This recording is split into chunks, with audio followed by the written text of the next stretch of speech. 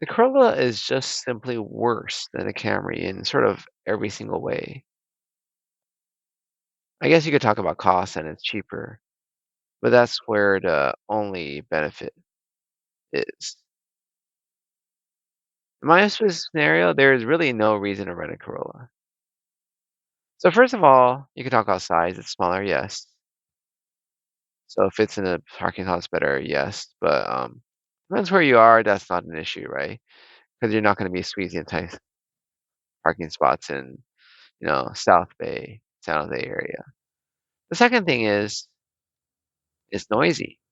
I was surprised by how noisy the engine is.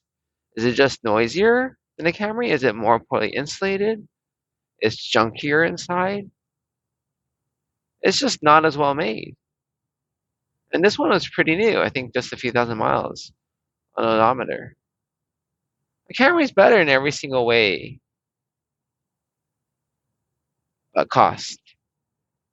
And that's the thing, right? I thought the fuel efficiency better on the Corolla, but it's not. How does that make any sense? It's smaller. Oh, because the engine they put in isn't as great? Huh. See, that's the thing that doesn't make sense intuitively, right? Smaller should be more efficient. It's lighter. And if you presume the same engine, then yes, that's correct. But if the engine's different, then no, that's no longer valid. And that's the funny thing about cars. I guess the smaller ones are cheaper, not as much profit for the manufacturer. So why would they put all their best parts in it?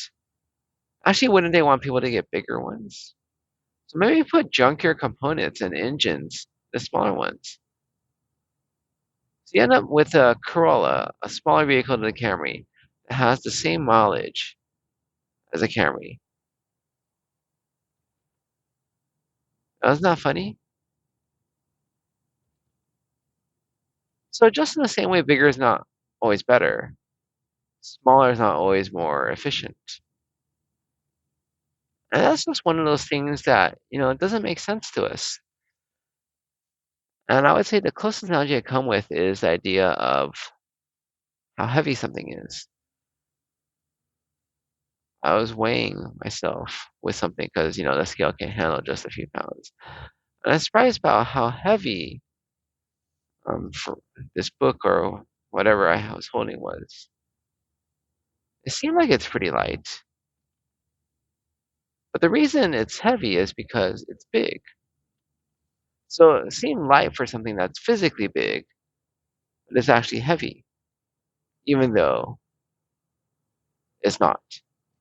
What I mean by that is some things like your phone are actually pretty heavy because they're very dense, compact, but they're tiny little things. If you made it something just as dense and compact and made it much larger, like a book, they'd be super heavy. But we don't think about that. 'Cause it's small.